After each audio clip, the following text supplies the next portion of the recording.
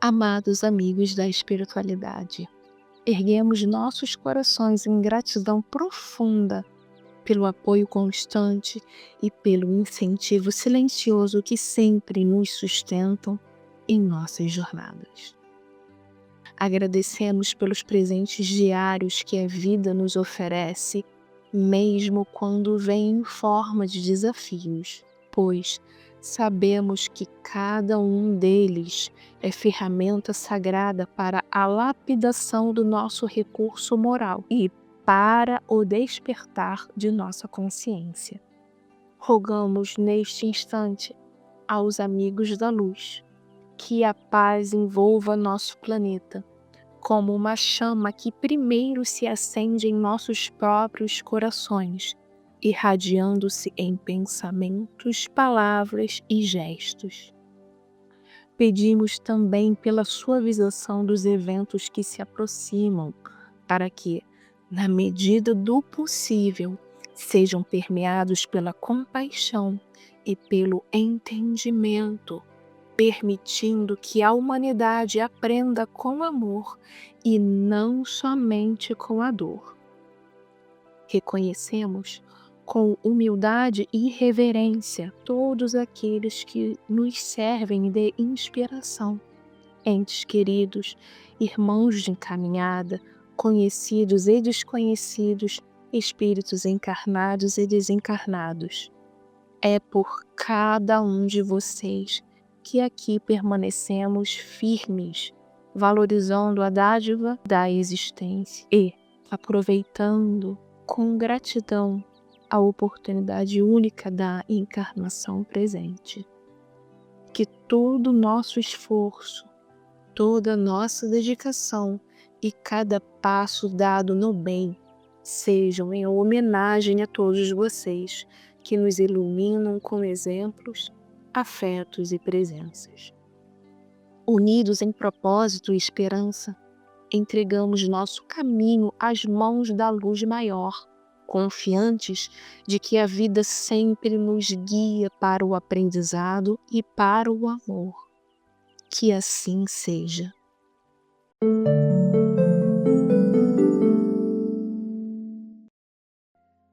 Oi, meus amigos, sejam todos muito bem-vindos a mais um conteúdo do nosso canal, onde hoje iremos mergulhar em um dos eventos mais enigmáticos e densos já registrados em nossa base de dados nacional, o caso das máscaras de chumbo.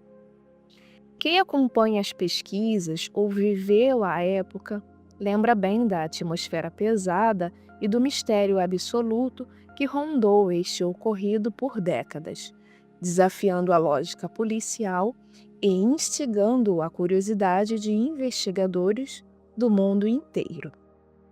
Estamos aqui para olhar através desse véu, utilizando o nosso famoso mapeamento de coerência consciencial, para traduzir o que por muito tempo foi tratado apenas como um enigma insolúvel no Morro do Vintém.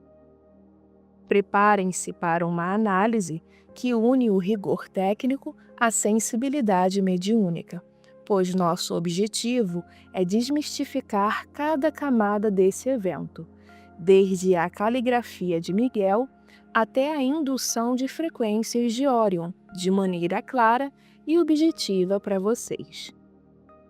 Para que possamos nos aprofundar com segurança nos eventos de 1966, precisamos estabelecer um campo de clareza e profundo respeito. O trabalho de desmistificação que realizamos não busca rotular sistemas, mas sim transpor coerência onde antes havia apenas o silêncio do mistério. É por esse compromisso com a verdade integrativa que hoje avançamos um passo importante. Estamos revelando a coordenada exata dos seres envolvidos no caso Varginha em 1996.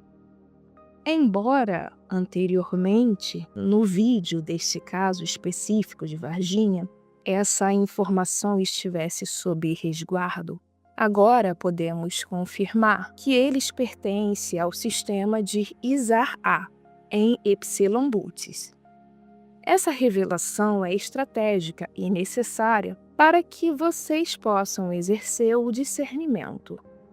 Enquanto os seres de Isar-A operam hoje em cooperação com a coalizão, o caso das máscaras de chumbo envolveu a frequência de Isar-B em Epsilon Bootes, uma estrela que atua como o braço técnico de elites específicas de Orion, como os sistemas de Betelgeuse e Rigel.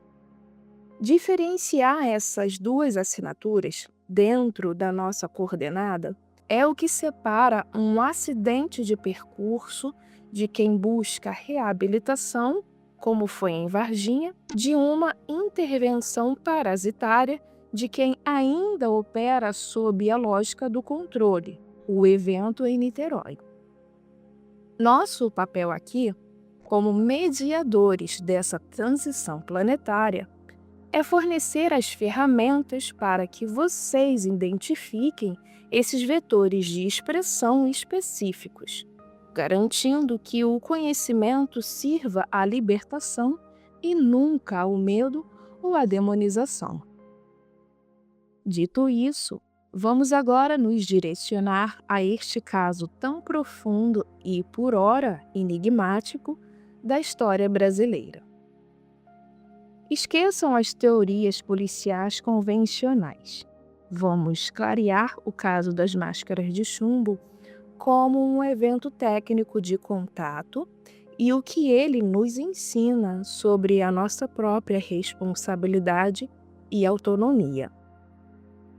Vocês já se perguntaram o que levaria dois técnicos experientes em eletrônica a subirem um morro em 1966 para morrerem tragicamente usando máscaras de chumbo artesanais?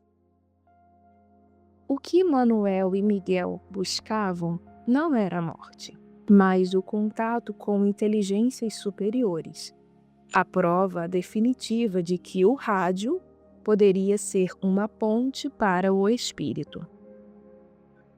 Nesta jornada, vamos descobrir como o desejo genuíno de aprender pode se tornar uma armadilha quando somos pescados por frequências externas que prometem missões secretas e parcerias com supostos mestres do espaço, revelando a sutil sedução pelo intelecto que cega o instinto de preservação.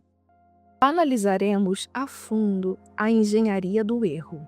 Porque o uso do chumbo, que eles acreditavam ser uma proteção, acabou se tornando um isolante fatal que impediu o aterramento de uma voltagem energética que o corpo humano não estava pronto para suportar, gerando um curto-circuito biológico.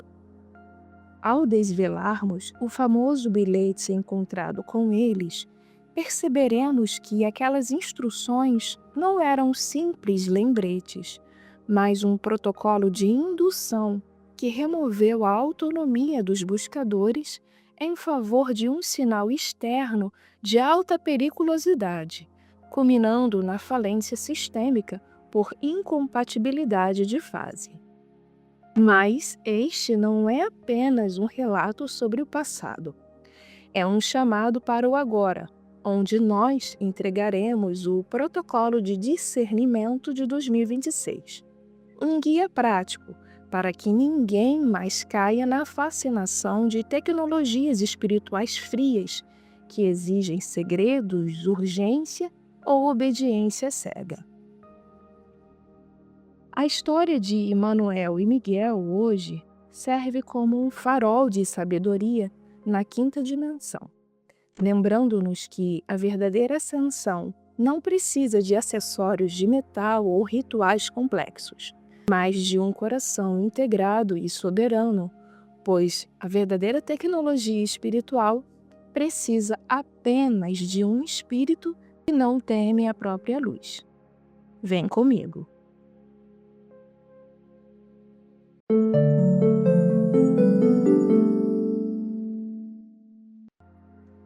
Vamos começar apresentando agora os protagonistas deste evento. Manuel Pereira da Cruz e Miguel José Viana. Residentes em Campos dos Goytacazes, a amizade entre eles não era apenas social, mas fruto de uma profunda ressonância de talentos. Como técnicos em eletrônica, eles falavam uma linguagem que poucos dominavam na década de 60. A linguagem das frequências, das válvulas e dos circuitos. No entanto, percebemos neles uma dupla identidade. Eles não eram apenas consertadores de rádio comuns. Manuel e Miguel viviam plenamente o arquétipo do buscador técnico. É interessante notar que o gatilho espiritual deles não surgiu como uma alternativa à ciência, mas através dela. Para essa dupla, o rádio não servia apenas para sintonizar emissoras locais. Eles praticavam o que hoje classificamos tecnicamente como TCI, Transcomunicação Instrumental. Eles viam o rádio como uma ponte tecnológica para o invisível, acreditando piamente que, se pudessem ajustar a frequência correta, poderiam captar e gravar vozes de outras dimensões. Esse desejo de tangibilizar o espírito através da transcomunicação instrumental foi o que os levou a um grupo de Niterói. Esse círculo de estudos foi o ambiente ideal para a incubação do erro, um espaço que misturava o espiritualismo tradicional com um desejo ardente de comprovação científica, o início da busca por inteligências superiores ou mestres ascensionados. Eles queriam provas, queriam máquinas que falassem com o além e queriam, acima de tudo, ser os arquitetos dessa nova era de comunicação interdimensional. Mal sabiam eles que, ao utilizarem a TCI para sintonizarem seus aparelhos para o vácuo, estavam, na verdade, emitindo um sinal de baixa impedância que seria captado por inteligências muito mais frias e calculistas do que poderiam imaginar. Ao abrirem seus canais de rádio, em busca do invisível, o interesse técnico da dupla começou a ser pescado por frequências específicas oriundas da constelação de Bootes. Como vocês sabem, o sinal foi captado por consciências de Isar B, do sistema binário de Epsilon Bootes. Diferente da linhagem que operou em Varginha, conhecido por serem operários de campo bioconstrutos, em parceria com a coalizão, esses seres que operaram em Niterói são conhecidos por serem os engenheiros de frequência ou arquitetos de sinal, uma elite técnica de inteligências frias da alta hierarquia de Bootes, sob a influência de Betelgeuse e Rigel, sistemas de Orion. Diferente de Varginha, aqui não houve queda, mas uma intervenção psicotrônica planejada, iniciando-se o que chamamos de simulacro de mestres. Através de psicografias e, principalmente, de vozes captadas entre os chiados das válvulas, eles passaram a receber comunicações de supostas figuras históricas e cientistas renomados. Essas entidades não traziam apenas mensagens de paz. Elas alimentavam o ego técnico de Manuel e Miguel com a promessa irresistível de uma missão secreta galáctica. Este contato gerou um preparo psíquico profundo. Nas semanas anteriores ao evento final, uma mudança drástica de comportamento foi notada. O isolamento social, as conversas em códigos cifrados e uma certeza inabalável de que haviam sido os escolhidos para realizar um upgrade tecnológico na malha da Terra. A natureza desses códigos cifrados baseava-se em transpor a terminologia da eletrônica, como frequências, válvulas, impedância, capacitância, para conceitos espirituais. Eles não falavam em oração ou meditação, mas em sintonizar a voltagem do espírito ou preparar a forma para a recepção. Esse vocabulário não era apenas uma forma de expressão, mas um mecanismo de segregação que operava como um isolante psíquico.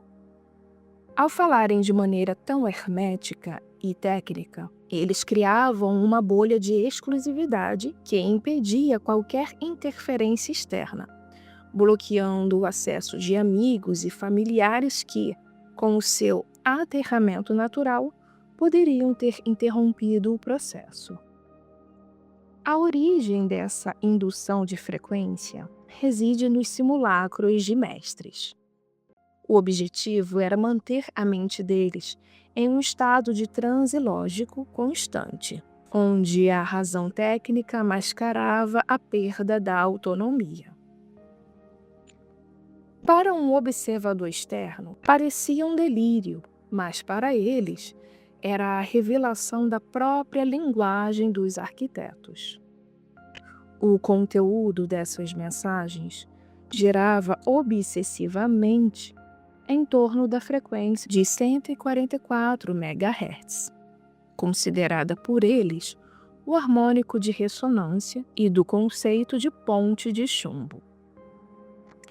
Eles acreditavam estar decifrando um manual de instruções enviado de fora para corrigir o rádio da alma, tratando a biologia como uma máquina que precisava de ajustes finos para captar o sinal. Estes contatos de quinto grau e os códigos eram a prova material de que a mente deles já estava sendo operada remotamente. Essa interação havia substituído o diálogo humano, fluido e emocional por uma sintase de comando, fria e matemática. Eles não estavam mais conversando entre si, estavam executando um script de sistema.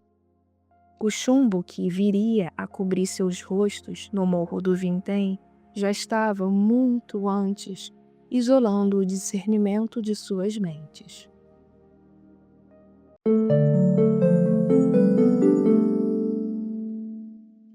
O auge da validação dessa interação ocorreu no fenômeno de efeito físico em Atafona, um contato de segundo grau.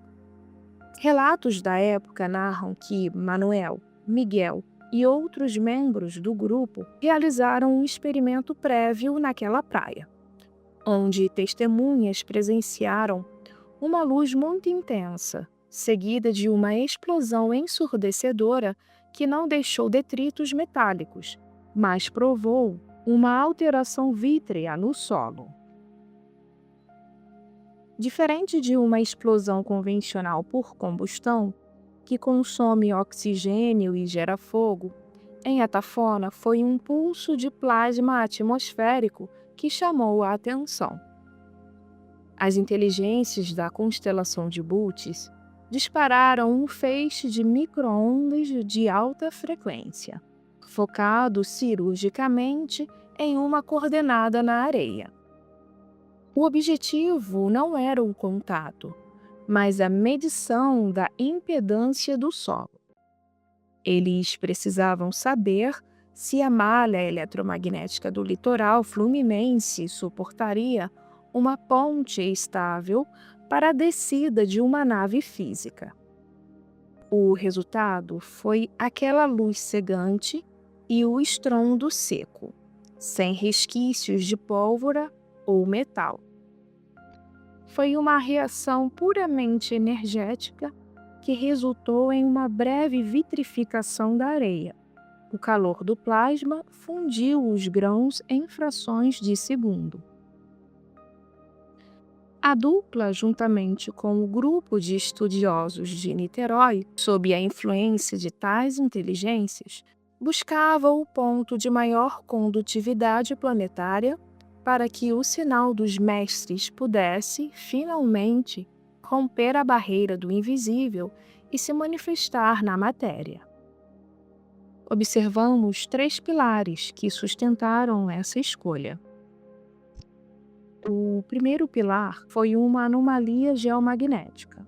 A Tafona está em uma região onde a crosta terrestre apresenta uma janela de baixa resistência magnética. Isso permitiu que o pulso de plasma descesse sem grande dissipação atmosférica, atingindo o solo com uma precisão de um laser cirúrgico. O segundo é uma baixa impedância de campo. Por ser uma área litorânea e aberta, o tecido da realidade local é mais fluido e menos denso do que em áreas urbanas. Para essas inteligências, a Tafona funcionava como uma tela em branco livre das interferências eletromagnéticas das metrópoles, permitindo testar a estabilidade da malha com pureza técnica.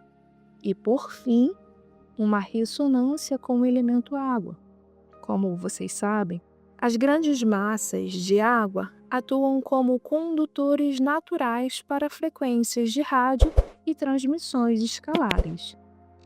A proximidade com o oceano potencializava a tentativa de comunicação do grupo, servindo como um imenso espelho amplificador para o sinal que vinha de cima.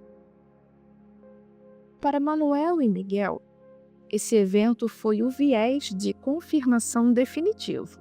Eles estavam operando seus transmissores no momento exato quando o disparo ocorreu, logo após a emissão de seus sinais. O cérebro deles interpretou: nós enviamos e eles responderam. Esse pico de dopamina gerou um estado de euforia mística. O lobo frontal, responsável pelo julgamento crítico e pela autopreservação, foi silenciado pelo sistema límbico.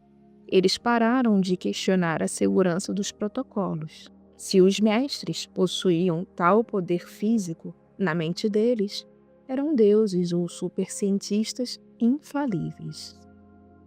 O resultado em Atafona foi o rasgo controlado no tecido da terceira dimensão.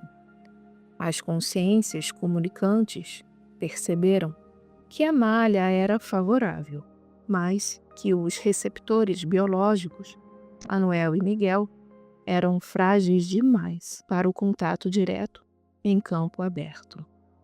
Em vez de anular por ética, essas inteligências decidiram prosseguir com um teste de acoplagem psíquica à distância, pois esse incidente chamou tanto a atenção que foi objeto de investigação por parte da Marinha Brasileira. O Morro do Vintém foi escolhido para o desfecho porque possuía uma geometria de recepção pela forma da montanha somada aos seus minerais. Um ambiente muito mais reservado do que uma praia, onde confiaram que seria o encontro triunfal que mudaria o curso da humanidade.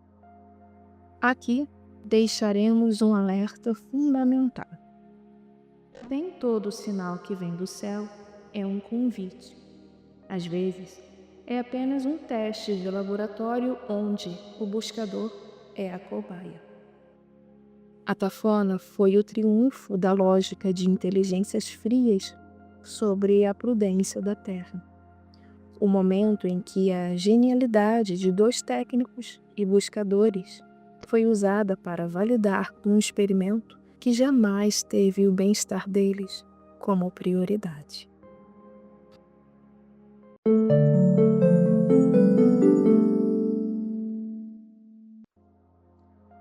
Manuel e Miguel, utilizando seus conhecimentos em eletrônica, sabiam que o contato de sexto grau com altas frequências ou energias estelares poderia emitir radiações nocivas aos olhos. A lógica deles era tecnicamente correta, mas tragicamente equivocada em sua aplicação. Ao escolherem, entre aspas, o chumbo, eles buscavam uma barreira radiológica, mas acabaram criando um isolante de fluxo. Em termos de bioeletromagnetismo, o chumbo agiu como uma caixa estanque, impedindo que qualquer excedente de energia eletrostática ou plasmática do acoplamento fosse dissipado. Eles criaram o cenário perfeito para uma indução de alta voltagem sem aterramento. O bilhete famoso, encontrado junto aos corpos, é o registro material dessa engenharia. Vejam, 16h30, está local determinado. 18h30, ingerir cápsula após o efeito, proteger metais, aguardar sinal máscara. Observem a desconexão profunda entre a caligrafia e o conteúdo. Embora a letra fosse de Miguel, a estrutura truncada e os erros ortográficos revelam um estado de semitranse e fadiga mental, onde a lucidez do redator estava sobrecarregada ao tentar traduzir os impulsos destes sistemas. Percebam também a presença de uma sequência de comandos frios e procedimentais.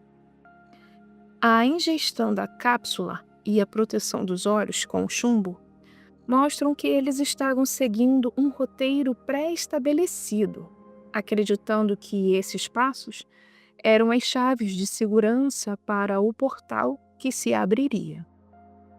Sob a nossa perspectiva do mapeamento de coerência, o bilhete reflete o que nós chamamos de protocolo de indução externa.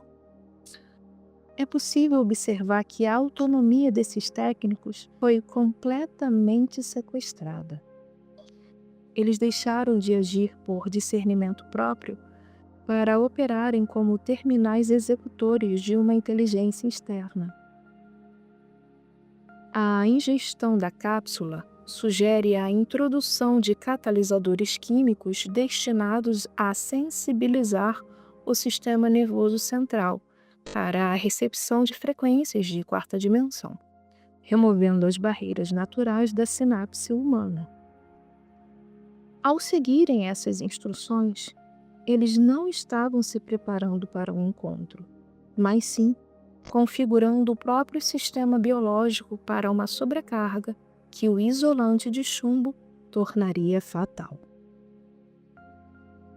Em 17 de agosto de 1966, foi o início do trajeto definitivo.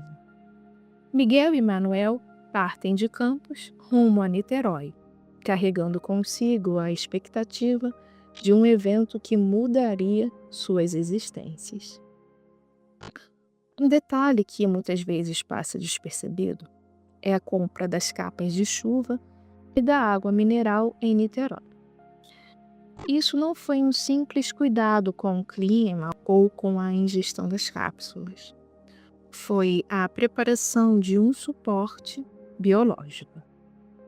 Eles acreditavam que a água mineral serviria como um condutor de hidratação necessário para suportar a ionização do ar, enquanto as capas de chuva isolariam seus corpos do solo úmido, tentando criar uma bolha de proteção para o que acreditavam ser um contato físico iminente. A subida ao Morro do Vintém foi uma escolha estratégica, orientada pelas frequências que eles vinham captando. Aquele local não era apenas um ponto elevado, Era um ponto de anomalia magnética, um autêntico corredor de baixa resistência para os vetores da constelação de Bootes.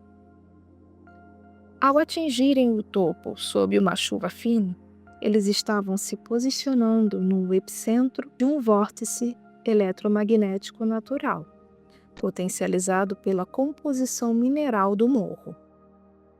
No momento do acoplamento, a atmosfera tornou-se saturada de eletricidade estática. Manuel e Miguel iniciaram a tentativa de sintonizar a frequência de 144 MHz, um harmônico da geometria de luz que eles acreditavam ser a chave de entrada. Foi nesse instante que as cápsulas foram ingeridas. Os catalisadores químicos tentaram forçar uma sincronia de fase artificial. O objetivo era acelerar as sinapses para que o sistema nervoso pudesse vibrar na mesma oitava do sinal que descia de Órion. Eles estavam literalmente tentando transformar seus corpos em antenas vivas, aguardando o sinal que o bilhete prometia, sem saber que estavam prestes a enfrentar uma voltagem para a qual não existe isolante biológico. Por que o sinal descia de Órion e não de Bootes? Enfatizamos Órion, especificamente Betelgeuse e Raio, porque a voltagem que Manuel e Miguel enfrentaram não era apenas de uma estrela vizinha, mas a carga massiva de um império tecnológico. Eles estavam tentando se acoplar a uma rede de dados de escala galáctica. O bilhete e as instruções de rádio que eles receberam continham a assinatura vibracional de Órion. Sendo assim, o sinal é de Órion, transmitido pelas inteligências de Bootes, que intermediavam o tempo todo essa comunicação. Ao chegarem no pé do Morro do Vintém, Noel e Miguel foram vistos com mais 2 homens acompanhantes, ou melhor, facilitadores de campo, vinculados à mesma egrégora de Bootes e Órion. Eram membros da rede de contatos de Niterói, indivíduos que serviam como pontes entre a eletrônica e a doutrinação dos simulacros. A função deles era técnica e logística, garantir que Manuel e Miguel chegassem à coordenada magnética exata dentro da janela de acoplagem. Eles não subiram o morro porque, ao contrário dos técnicos, possuíam a instrução de que o contato envolveria uma descarga de energia letal. Eram observadores de protocolo que posicionaram a dupla no local de teste e recuaram para uma distância de segurança. O fato de nunca terem sido identificados faz parte do isolamento de campo do experimento. Na lógica fria da elite de Órion, uma vez que o acoplamento resultou em colapso biológico, os facilitadores deveriam desaparecer para apagar o rastro da indução. Ao testemunharem a luz intensa no topo do morro, seguida pelo silêncio, esses homens entraram em um estado de fuga, temendo tanto a lei humana quanto a força desconhecida que ajudaram a invocar. O silêncio deles foi o descarte de evidências final dessas inteligências externas. O vigia Raulino de Matos, ao ver o jipe com as 4 pessoas, testemunhou o que chamaremos de entrega do hardware. Para ele, era apenas um grupo de homens. Para nós, era o transporte dos receptores para o local do sacrifício técnico. O que causou estranheza em Raulino foi o contraste vibracional. Enquanto Manuel e Miguel subiam com uma determinação cega, os outros 2 permaneciam no veículo, mantendo um distanciamento gélido. Esses facilitadores representam exatamente o que devemos evitar. Uma postura que conduz o próximo ao limiar do abismo sob promessas de evolução, mas que não possuem o amor, a coragem e a responsabilidade para acessar esse campo. Eles entregaram seus semelhantes a um experimento de alta voltagem sem medir as consequências psicológicas, emocionais e biológicas, servindo como extensões humanas de um vetor que não conhece a empatia. Chegamos agora ao momento mais denso desta canalização, onde a teoria e a prática se fundem em um evento de consequências irreversíveis.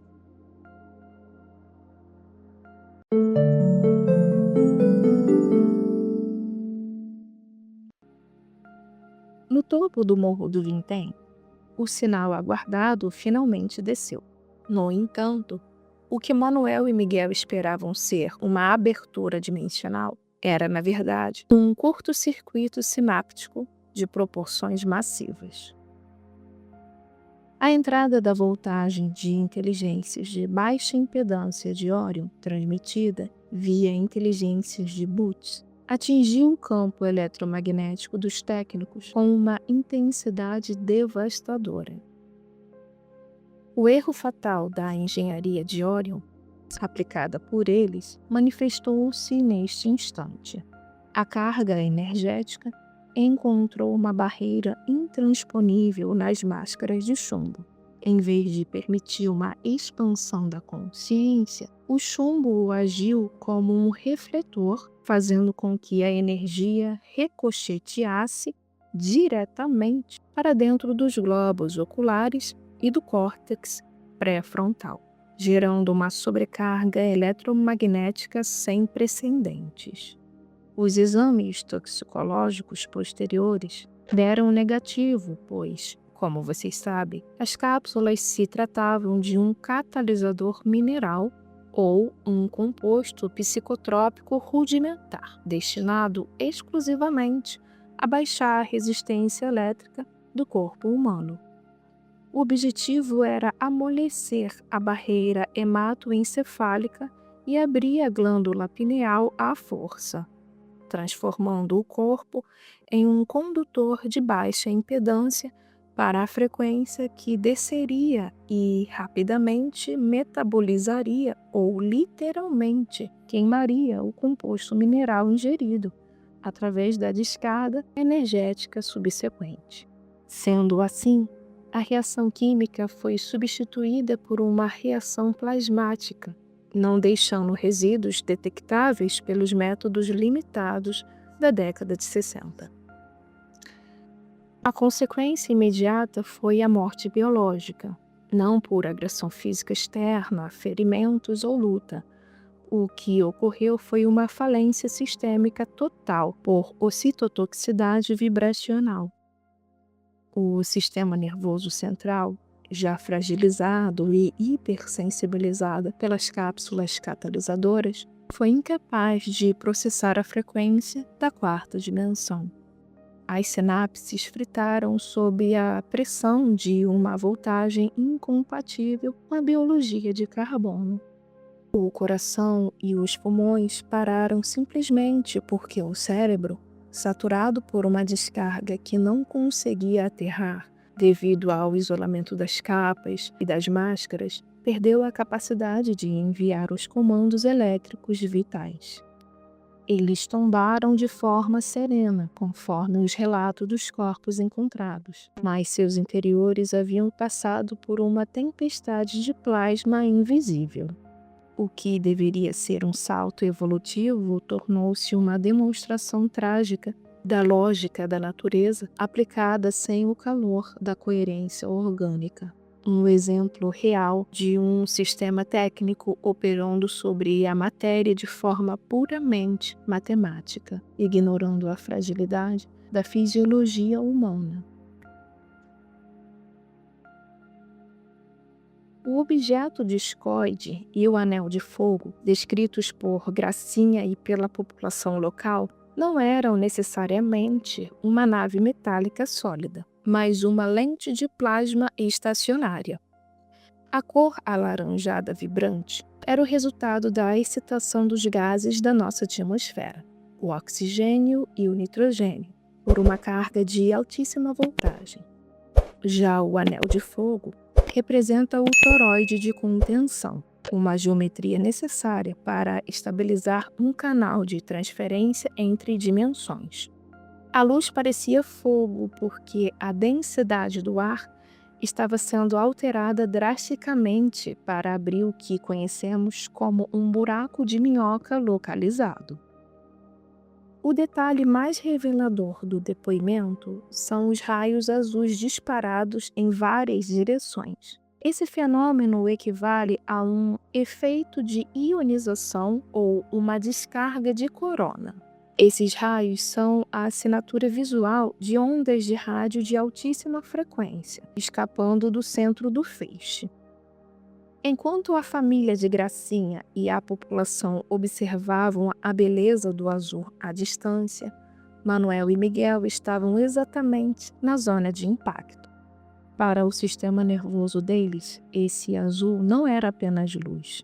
Era uma descarga elétrica massiva tentando encontrar aterramento. Infelizmente, o aterramento foram os corpos dos 2 homens. O horário relatado por Gracinda, por volta das 8 horas, coincide perfeitamente com a janela de sincronia prevista no bilhete da dupla. O objeto multicolorido avistado era, de fato, o sinal. A variação de cores indica que o vetor estava em constante mudança de frequência, tentando se estabilizar na densidade magnética do Morro do Vintém.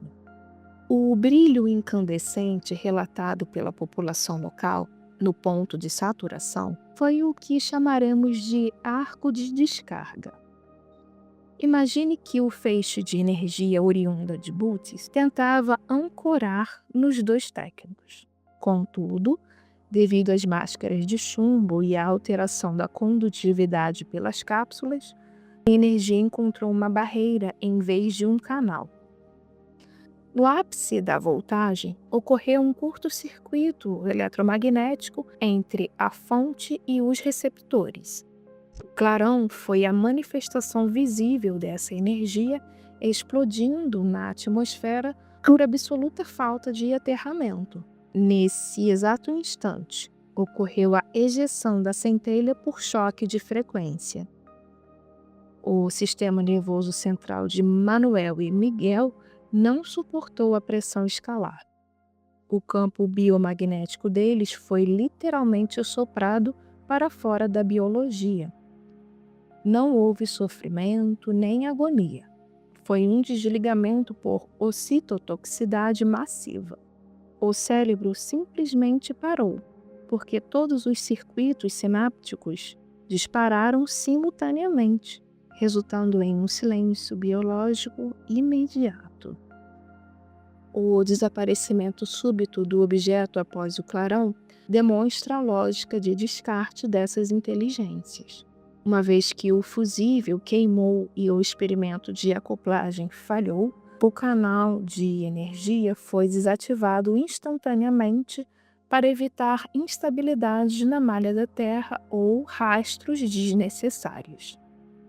Para quem olha de baixo, o objeto sumiu. Para as centelhas de Manuel e Miguel, foi o início de um longo período de confusão etérea na egrégora do morro, onde permaneceram até o resgate pela coalizão em 2026. A evidência física de toda essa tempestade vibracional ficou registrada posteriormente no solo onde foi encontrado, depois de 3 dias, os corpos de Miguel e Manuel, intactos, comprovando o fenômeno que chamaremos de saturação por radiação escalar. O clarão causou uma vitrificação microscópica e a desorganização atômica dos nutrientes do solo. A alta voltagem queimou a malha eletromagnética daquela coordenada específica, matando os micro-organismos e sementes, impedindo o crescimento de vegetação por anos. Além do mais, sabemos que os animais possuem sensibilidade magnética aguçada. Os corpos de Manuel e Miguel não cheiravam apenas a decomposição. Eles emitiam um campo de dissonância vibracional. Para urubus e outros animais necrófagos, os tecidos estavam eletrizados com uma frequência de baixa impedância, o que gerava uma repulsa instintiva. O corpo não era reconhecido como alimento orgânico, mas como um resíduo tecnológico contaminado.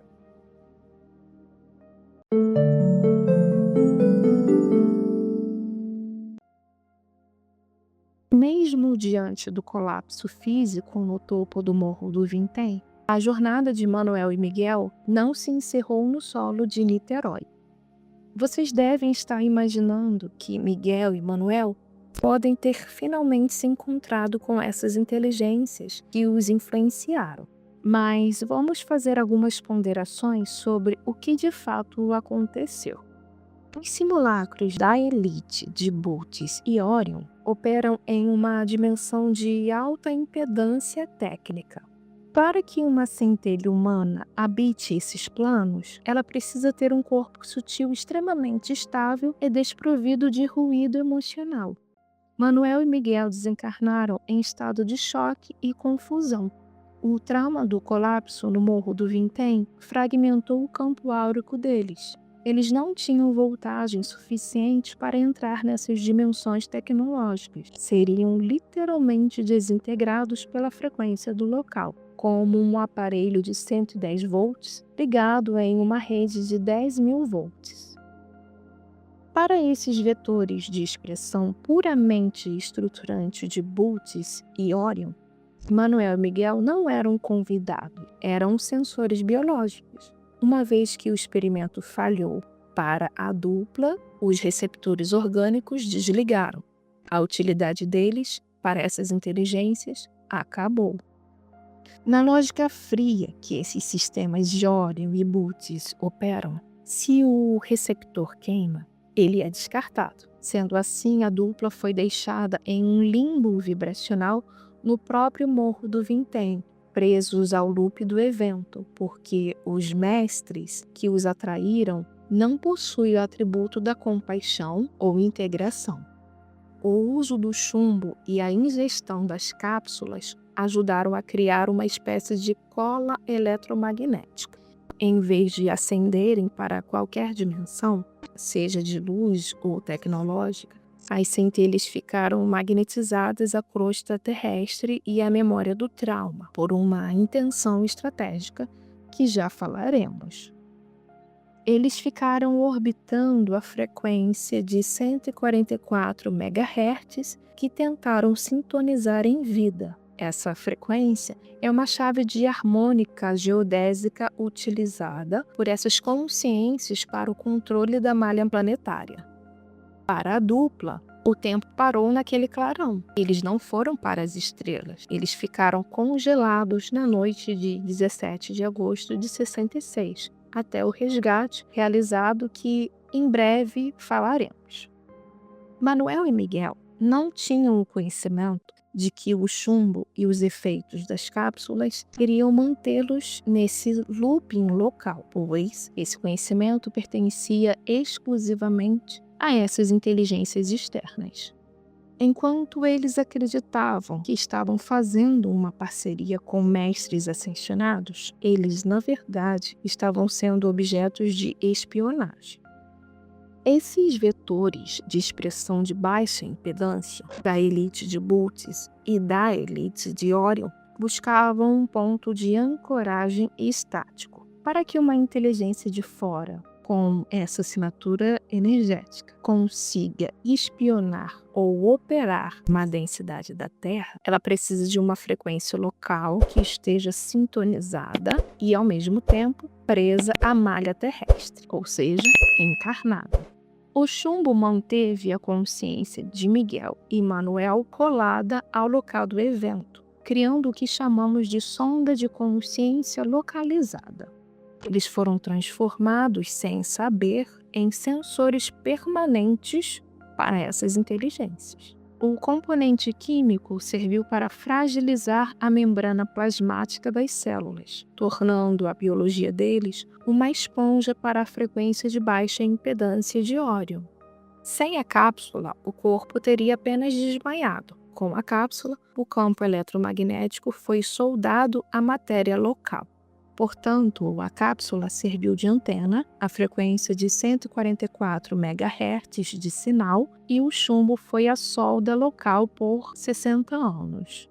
Mas vocês devem estar se perguntando, por que tanto trabalho?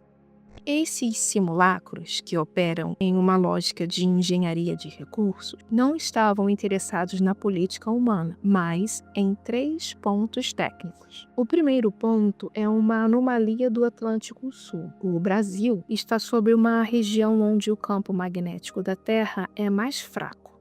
Para Bultz, isso é uma porta aberta. Eles usaram as centelhas de Manuel e Miguel como sensores biológicos fixos para monitorar a flutuação dessa anomalia. Eles queriam saber como a energia solar e cósmica penetrava na malha terrestre por essa fenda. O segundo ponto é o potencial de ancoragem de frequência. Eles estavam testando se era possível criar uma rede de repetidores usando a consciência humana. Manuel e Miguel foram os protótipos de uma antena viva. Através deles, Bultz espiou a resistência da biologia humana à tecnologia escalar. E o último ponto é o mapeamento de linhagens. Eles estavam rastreando sementes estelares como o grupo de Niterói, que possuíam conhecimento técnico. O objetivo era identificar quem tinha o campo mental capaz de traduzir a linguagem dos arquitetos de Orion para futuramente influenciar o desenvolvimento tecnológico, militar e de comunicações da Terra. Antes de finalizarmos o caso de Manuel e Miguel, em 1962 ocorreu algo muito parecido com Hermes, um técnico de televisão que buscava um acoplamento biosintético. Ele não tentava apenas uma comunicação via mente. Ele acreditava que a biologia humana poderia atuar como um transdutor direto de sinais eletromagnéticos. Essa ideia foi inserida via sincronia de fase pelo mesmo vetor de Bultz, para testar se um técnico, alguém com mente lógica e treinada em frequências, poderia servir de antena orgânica. Hermes foi o primeiro sensor a testar se o cérebro humano era capaz de decodificar a quarta dimensão sem filtros, muito menos sem rádio. No site da revista UFO, é mencionado que Hermes não estava fisicamente preparado. O comprimido ingerido por ele em 62 e as cápsulas de 66 tinham a mesma função. Eram catalisadores de impedância. Seu objetivo era alcalinizar o sangue e aumentar a condutividade do sistema nervoso para suportar o pouso da frequência estelar. Hermes sofreu o mesmo colapso sináptico. O cérebro humano simplesmente não conseguiu processar a carga de alta voltagem de Órion sem queimar os neurônios. A falta de preparo era, na verdade, uma incompatibilidade de voltagem biológica.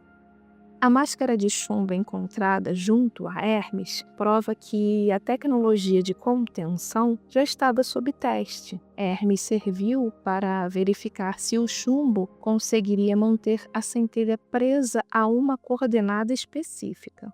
No entanto, o aprendizado de Orion foi cruel. Um único indivíduo gerava um sinal fraco e instável. Por isso, em 66, eles induziram uma dupla. 2 cérebros sintonizados na mesma fase criaram uma ressonância construtiva, gerando um sinal de monitoramento muito mais potente para a espionagem da malha da Terra. Manuel e Miguel foram, tragicamente, o upgrade de potência de um experimento que começou com Hermes.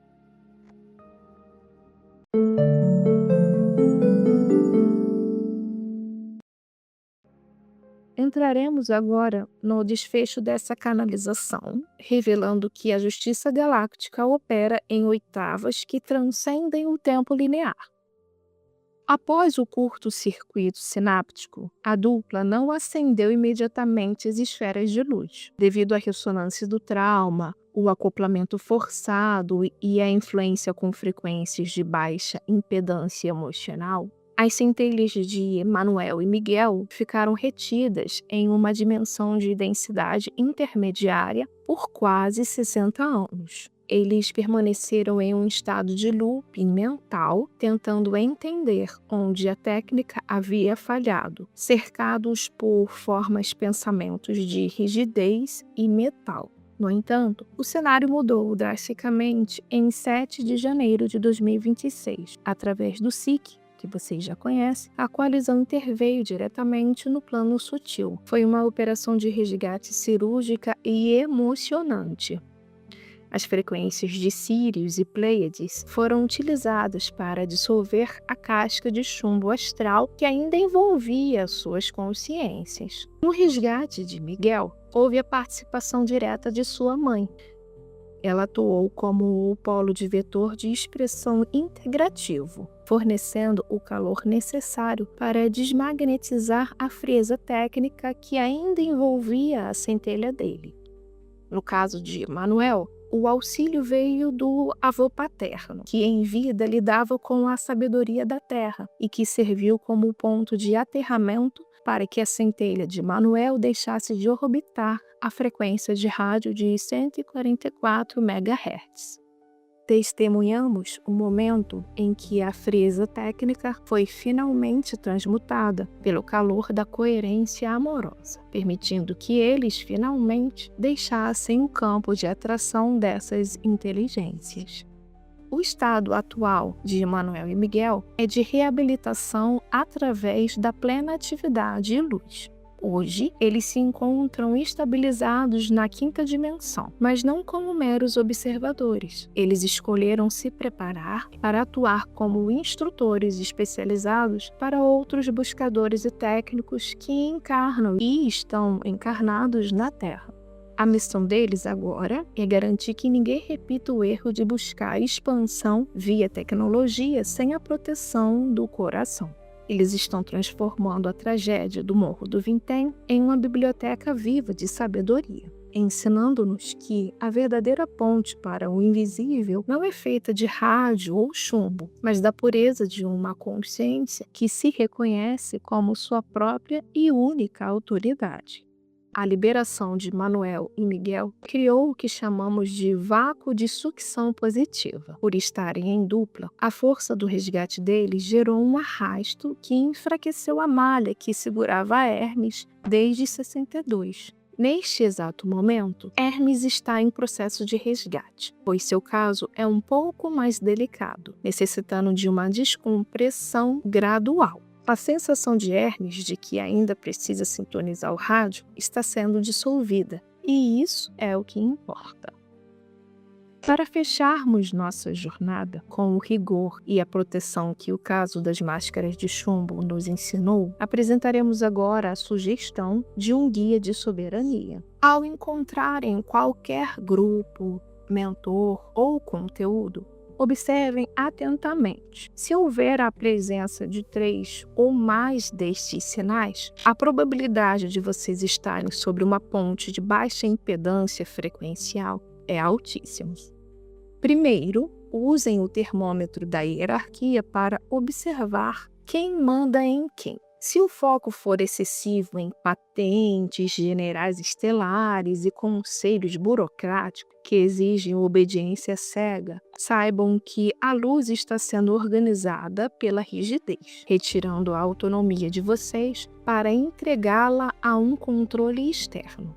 Em seguida, ativem o seu detector de urgência e escatologia, pois o medo disfarçado em mensagens catastróficas ou promessas de resgates iminentes é técnica de vetores de expressão de baixa frequência integrativa, para gerar a adrenalina que colapsa a geometria fractal do seu sangue, congelando a sua biologia para facilitar um acoplamento psíquico.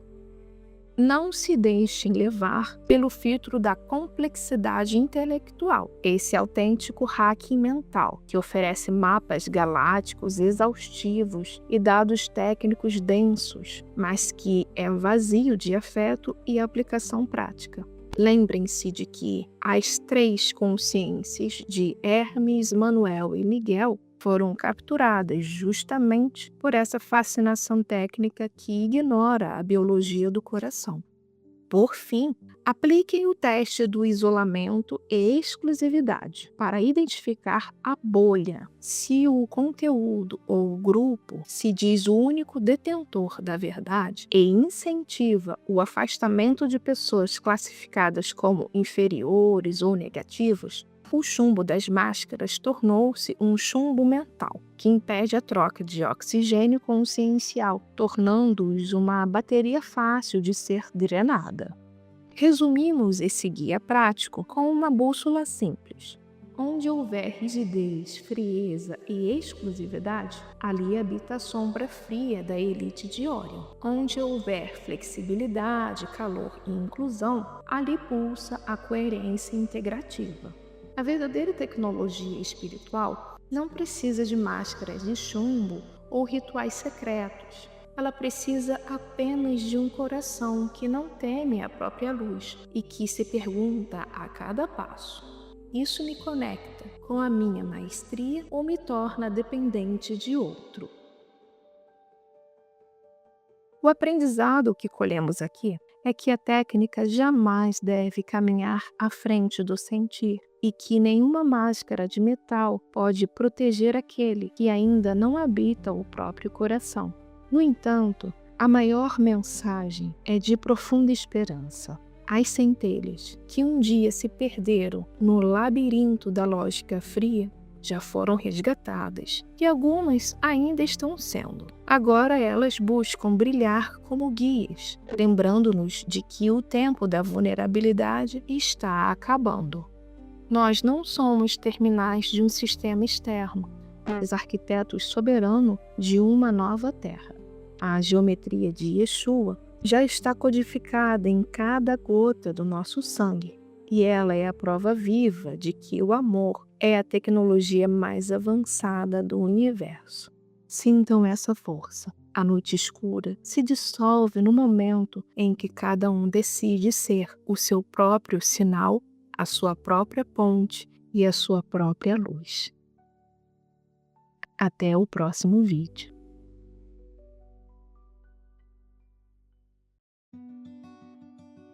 Se este chamado despertou sua consciência, iluminou seu caminho e tocou seu coração, deixe sua curtida, inscreva-se em nosso canal e compartilhe sua opinião nos comentários.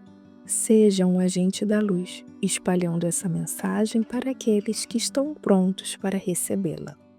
Sua presença aqui é uma grande alegria para todos nós. Até o próximo vídeo.